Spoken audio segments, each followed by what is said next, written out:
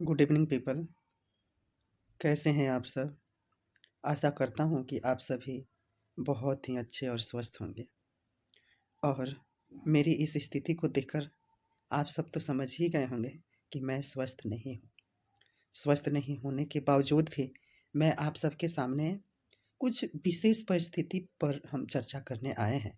देश में हो रहे हिंदू धर्म और सनातन धर्म पर तरह तरह की टिप्पणी से हम सभी सनातन हिंदू धर्म का एक तरह से अपमान और हमारे धर्म को दुष्प्रचार करने की कुछ लोगों की ये राजनीतिक प्रतिशोध की तरह से हम सभी हिंदू धर्म सनातन को बदनाम करने की एक प्रक्रिया चल चुकी है। हम मानते हैं कि धर्म एक निजी विषय है और धर्म पर किसी को भी टिप्पणी करने का कोई अधिकार नहीं है। आए दिन चाहे वह स्वामी प्रसाद मौर्य हों, M.K. स्टालिन के बेटे हों, या फिर पूर्व शिक्षा मंत्री बिहार के चंद्रशेखर हों, या ऐसे तमाम तुच्छ राजनीति के बुद्धिजीवी लोग आए दिन हमारे हिंदू धर्म सनातन धर्म पर तरह तरह की टिप्पणी करते हैं। कई बार ऐसे होता है कि निजी हमले करते हैं और कई लोग हमसे यह पूछे हैं, जब हमसे निजी तौर पर कोई पूछता है कि आप किस जाति के हो, किस धर्म को है, तो हम तो हमेशा एक ही बात कहना चाहते हैं और कहते हैं कि देखो भैया, हमारी जो जाति है वो हमारे घर के अंदर है और घर के चौखट से जैसे ही हमारा पैर निकलता है तो हम अपने आप को एक हिंदू सनातनी मानते हैं, एक हिंदू धर्म के अनुयायी और सनातनी हिंदू मानते हैं। तो इससे किसी को गुरहेज नहीं होना चाहिए कि मैं किसके धर्म का पालन करता हूँ और किस जाति से हूँ। यह मामला यहीं पे ख़त्म हो जाती है। और हम मानते हैं कि यहाँ पर जितने भी लोग यह क्वेश्चन करते हैं कि अपनी जाति बताओ, जाति बताओ, जाति बताओ, तो वो मुझे पता है, मेरे आस पड़ोसियों को पता है, मुझसे जुड़े समस्त व्यक्ति को पता है और मुझे कोई ढिढोरा पीटने की ज़रूरत नहीं है कि मैं किस जाति का हूँ। जब ज़रूरत आएगा तो ढिढोरा पीटा जाएगा कि मैं इस जाति का हूँ, सहानुभूति लेने के लिए। परंतु मैं हमेशा यही कहता हूँ और आज के नवयुवक दल को यही कहता हूँ कि अगर आप हिंदू धर्म में बिलीव करते हैं, चाहे आप किसी भी जाति के हों, कोई भी आपसे पूछे तो आप यही कहिए कि हम जिस भी जाति धर्म के हैं वो घर के अंदर हैं और घर के चौखट से हमारी जैसे ही पैर निकलता है तो हम सनातनी हिंदू कहलाते हैं और सनातनी हिंदू है।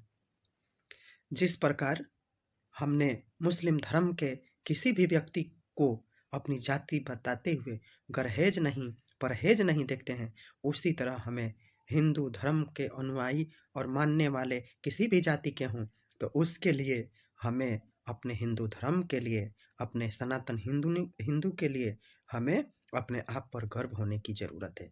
जाति धर्म कभी काम नहीं आएगा, ऐसा मेरी मानना है। और जब भी हम हिंदू सनातन एक रहेंगे तो हमें कोई तोड़ नहीं सकता। यह हमें सोचने और समझने की ज़रूरत है। M.K. स्टालिन के बेटे हो गए, ये मौर्य हो गए, चंद्रशेखर हो गए, क्या इन सब को केवल हिंदू धर्म में ही गलतियाँ आती है?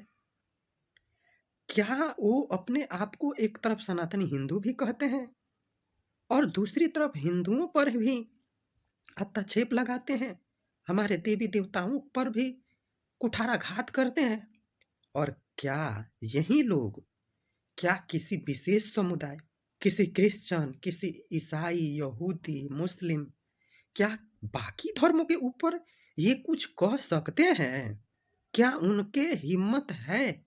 इन कायर लोगों पर क्या कोई हिम्मत है जो अपने धर्म के ऊपर, जिस धर्म को वो बिलीव करते हैं उस पे कुठाराघात करते हैं, आपत्तिजनक टिप्पणी करते हैं? क्या यही लोग किसी और धर्म पे कर सकते हैं क्या? नहीं कर सकते। चंद वोट बैंक के लिए ये अपने धर्म पर ही गाली-गलौज करते हैं और हमें ही सनातन हिंदू पर ही कुठाराघात करते हैं। बार-बार हम राजस्थान की घटना का ज़िक्र करते हैं कि आखिर क्या हुआ था? उसने क्या ही कहा दिया था कि जिससे उसका सर से तन जुदा कर दिया गया।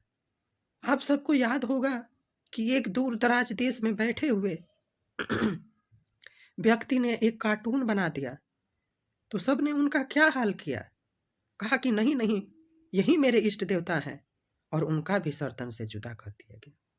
जो उस धर्म के मानते हैं वो तो कहते हैं कि हमारे जो इष्ट हैं उन्होंने कहा कि ना मेरा कोई तस्वीर है, ना मेरी कोई फ़ोटो है, ना मेरा कोई पहचान है, ना मेरी कोई मृत्यु है, ना कोई मेरी मूर्ति है, ना कोई मेरा पहचान है। तो आखिर फिर क्यों? जब कोई व्यक्ति दूर-दराज देश में बैठे हुए कार्टून बना दिया, तो आपने कैसे कह दिया कि वही मेरा इष्ट है, वही मेरा देवी है और वही मेरा देवता है? फिर उसका सर तन से जुदा क्यों किया गया? क्या इसका जवाब है आपके पास?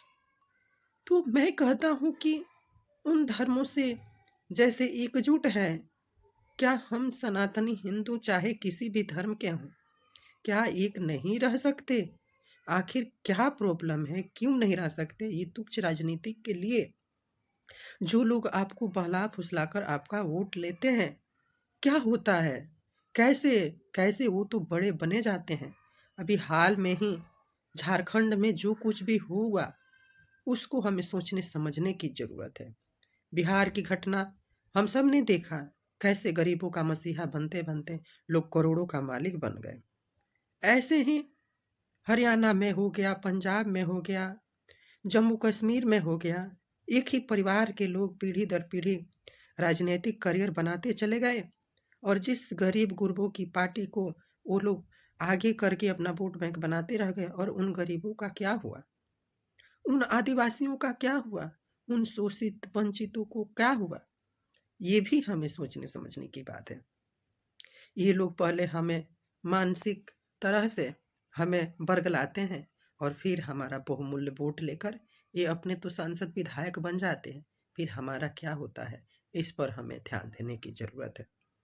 ये आजकल के जनरेशन के बच्चे हज़ारों रील्स वीडियो ऐसे तरह ऐसे-वैसे देखते हैं, बनाते हैं, परंतु क्या अपने धर्म की किसी भी रिलीजियस बुक को फॉलो क्यों नहीं करते? क्यों किसी के कहे हुए बातों पर विश्वास करते हैं? आखिर क्यों ये आजकल के बच्चे जब हमारे धर्म की इतनी बुकें किताबें पढ़ी हुई है, तो उन बुक किताब को पढ़ने में आखिर गुरेज कैसे है? आखिर क्यों आजकल के नवयुवक बच्चे-बच्चियाँ किसी और के व्हाट्सएप यूनिवर्सिटी से पढ़कर आगे उसी की सोच को बढ़ा रहे हैं? क्या गीता, पुराण, महाभारत जितनी हमारी वेद हैं, क्या उनका अध्ययन करना हमारी ज़रूरत नहीं है? मुस्लिम धर्म के हम तो खुलेआम उनकी तारीफ़ इसलिए कर रहे हैं कि हम जब कोलकाता में थे, चाहे अपने गाँव में थे, तो हम देखते थे, इतनी छोटी-छोटी बच्चियाँ, इतने छोटे-छोटे बच्चे एक भोर में मतलब अर्ली मॉर्निंग में वो लोग मस्जिद में जाते थे पढ़ाई करने, इतनी मोटी-मोटी कुरान की बुक लेकर। और हम लोग कहते थे कि ये लोग क्या पढ़ते हैं, क्या पढ़ते हैं? उस समय तो पता ही नहीं था कि क्या होता है धर्म, जाति का ज्ञान। परंतु बताइए जब उतने छोटे-छोटे बच्चे-बच्चियाँ जब अपने धर्म को जानेंगे, पहचानेंगे, तो उनका जिस तरह से डेवलपमेंट होगा, कुछ तो बिलीफ सिस्टम बनेगा, वो अपने धर्म को लेकर आगे चलेंगे। हमारे जो बच्चे हैं, वो तो धर्म का नाम सुनते ही ऐसे मुँह बिचकाते हैं जैसे कोई दुर्गंध सूँघ ली हो। हमारे जो धर्म के इतिहास है और उस इतिहास को अगर हम पढ़ने चलें, तो बहुत कुछ हमें सीखने को मिलता है। ज़िंदगी में कैसे आगे बढ़ना है, उसकी भी हमें अपने आप से सोचने और समझने की ज़रूरत है। लोग कहते हैं कि किसी ने कहा है कि धर्म वह अफ़ीम है, जिसको जो खा लेता है उसको ऐसी नशा चढ़ती है कि जिससे कोई हिला नहीं सकता। ऐसी बात नहीं है। क्या आप यह समझ सकते हैं कि जब वो एकजुट हैं, तो फिर हम एकजुट क्यों नहीं हो सकते? इसमें हम मानते हैं कि परवरिश में ही कुछ खामियां रह जाती है। जैसा कि हम मानते हैं कि हमारे जो फैमिली है उनमें कोई तो एक धार्मिक व्यक्ति होगा जो अपने कुनबे को लेकर एक धर्म पर चर्चा करे, एक शांति पाठ करे, अपने धर्म को लेकर, अपने बच्चों को लेकर एक अच्छी सी चीज़ बताए।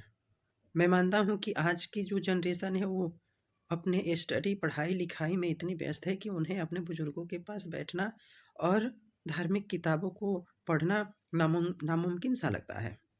परंतु मेरी मानना यह है कि अगर हम किसी चीज़ को नामुमकिन ही कर दे, ऐसी बात नहीं है। इस संसार में वो सब चीज़ें जो बनी है उसको कोई ना कोई कर रहा है, करके गया है और आगे भी करेगा। इसके लिए हमें अपने धर्म से विमुख होने की ज़रूरत नहीं है। धर्म को लेकर कोई कहता है कि क्या है, क्या नहीं है, मुझे क्या मतलब। परंतु जब कहते हैं कि एक समय ऐसा आता है कि जब हमारे लिए सारे दरवाजे बंद हो जाते हैं, उस समय कुछ दिखता नहीं, तो उस समय हमें प्रभु का दरवाज़ा दिखता है। श्री हरि के पास हमें जाने के अलावा और कोई रास्ता नहीं है। श्री हरि जब हम कहते हैं तो आप अपने भगवान को ले लीजिए, अपने अल्लाह को ले लीजिए, जो भी है उसको ले लीजिए और उनके भरोसे छोड़कर आप सारे काम कीजिए। तो मेरे कहना यह है कि जो ये लोग टिप्पणी करते हैं वो किसी और धर्म पे क्यों नहीं कर पाते, इसका रीज़न है। रीज़न यह है कि सनातन हिंदू जो धर्म है वह किसी पर कुठाराघात नहीं करता। वो किसी को लेकर अपने धर्म को मनवाने के लिए कभी भी तलवारबाजी नहीं की है। किसी को जबरन धर्म परिवर्तन नहीं कराया है। बाकी सभी धर्मों को देख लीजिए, वो कहते भले हैं कि हमने गरीब गुरबों को लेकर धर्म परिवर्तन करने के लिए उसमें आए, परंतु ऐसा नहीं है। कुछ ना कुछ लालच देकर वो धर्म परिवर्तन कराते ही कराते हैं। और बेचारा क्या करे? आदिवासी, दलित, ये वंचित, शोषित ये समाज क्या करे? उन्हें तो खाने को चाहिए, उन्हें तो अपना स्टेटस बढ़ाना है, इसलिए वो लोग बेचारे धर्म परिवर्तन कर लेते हैं। क्या ये सनातन हिंदू धर्म जो हम इतने अपने मंदिरों का जो टैक्स है वो हम भारत सरकार के खजाने में जब डालते हैं, तो फिर बाकी धर्मों के मस्जिद, गुरुद्वारे और बाकी तरह के जो चर्च वगैरह हैं उनको भारत सरकार क्यों नहीं अपने ट्रस्ट में रखती? क्या उनके पैसे पैसे और हमारे पैसे सबकी भलाई के लिए है? वही अगर पैसा हमको दिया जाता तो हम अपने सनातन हिंदू धर्म के मानने वाले जो गरीब कुचले वर्ग के हैं उनको हम देकर उनका भी स्टेटस बढ़ाकर हम अपने आप में मजबूत होते। परंतु हमारी सारी पैसाएं, हमारे सारे मंदिरों के पैसा भारत सरकार को चला जाता है, इसलिए हमारे शोषित, वंचित, दलित वर्ग ये अछूत रह जाता है। अगर भारत सरकार इस पर कोई ठोस कानून बनाए तो हम अपने समाज के लोगों को आगे बढ़ा सकते हैं। बार बार यह चीज़ें आती हैं कि हम दलित हैं, हम आदिवासी हैं, वनवासी हैं, हम ये जात के हैं, वो जात के हैं, इसलिए हम पूजा नहीं करेंगे, पाठ नहीं करेंगे। जबकि ये पूजा पाठ हजारों लाखों कई वर्षों से चली आ रही है। हम आदिवासी लोग तो हम प्राकृतिक पूजक हैं। हम जल की पूजा करते हैं, अग्नि की पूजा करते हैं, हम पेड़ पौधों की पूजा करते हैं, तुलसी की पूजा करते हैं, बांस की पूजा करते हैं, नीम की, पीपल की, कटहल की। हम विभिन्न तरह के पेड़ पौधों की पूजा करते हैं। तो हमारी तो बिलीफ सिस्टम इतना है कि हम पूजा पाठ सांप, नाग, सर्प, बिच्छू सबकी कर लेते हैं पूजा। तो ये हमारा धर्म है और हम सब एक हैं, ऐसा हमारे सनातन हिंदू धर्म में कहा गया है। परंतु बाकी धर्मों में देखिए क्या कहा गया है हिंदू धर्म के लिए, या वो अपने धर्म को लेकर कि जो हमारे धर्म को नहीं मानेगा वो सब काफिर है, ऐसे शब्दों का व्यवहार किया गया है। तो अब आप सबको समझना होगा कि हम अपने धर्म को लेकर आगे कैसे बढ़ें। तो इसके लिए अपने लेवल पे सरकार क्या करेगा, राज्य सरकार क्या करेगा, इस पे हमें जाने की ज़रूरत नहीं है। हम अपने लेवल पे अपने सनातन हिंदू धर्म को आगे बढ़ा सकते हैं, ये मेरा कहना है। हम अपनी छोटी छोटी योगदान से ले देकर हम अपने सनातन हिंदू को आगे बढ़ा सकते हैं। इस संसार में जो चीज़ें असंभव है उसको भी हम कर सकते हैं। हम जो दलित वर्ग को, शोषित वर्ग को, जो बाकी धर्म के लोग बहला-फुसलाकर अपने धर्म में मिला ले रहा है, क्या उस पे कार्रवाई होनी चाहिए या नहीं होनी चाहिए? हम जबरन किसी को धर्म परिवर्तन करने पे मजबूर ना करें। मेरा तो यही मानना है। और काफ़ी लोग ये कहते हैं कि आखिर मैं भगवान को क्यों पूजूँ? भगवान को क्यों मानूँ? मुझे नहीं मानना। भाई, नहीं मानना है मत मानो, मगर जो मान रहा है उसका तो अपमान मत करो। उसका तो कदर करो। जैसे तुम बाकी धर्मों के लोगों को कुछ नहीं बोल सकते, तो फिर हिंदू सनातन धर्म के मानने वाले लोगों को ऐसा अपमानित क्यों? क्या हमारे धर्म में शस्त्र अस्त्र विद्या का परिधान नहीं है? सब परिधान है, परंतु हम शांत स्वभाव इसलिए बनाए हैं, और इसलिए बनाना भी हमें चाहिए क्योंकि हम हिंदू सनातन धर्म है। ये धर्म की परिभाषा कुछ नहीं है। बाकी धर्मों को हम उँगलियों पर गिन सकते हैं, परंतु हमारे धर्म को कोई उँगली पर नहीं गिन सकता। बाकी सभी धर्मों को हम गणना करके बता सकते हैं कि ये कितने वर्ष पुरानी है, परंतु हमारे धर्म को कोई गिनकर नहीं बता सकता कितने वर्ष पुरानी है। बाकी धर्मों में भी तो 4 भाई थे। एक को किसी ने मार दिया, दूसरे को किसी ने मार कर, और बड़े भाई को सर काट कर और क्या अपने पिता के सामने प्रस्तुत किया। ये बाकी धर्मों का ज्ञान है। और हमारे धर्म में देखिए, भगवान श्री रामचंद्र पिताजी को आदेश पर, जो कल राजा बनने वाला है, आज भोर में ही निकलकर वनवास चला गया। दूसरा भाई कहा कि नहीं, अगर भैया वनवास जाएंगे तो हम भी जाएंगे। पत्नी कही कि हम भी वनवास जाएंगे। तीनों वनवास चल गया।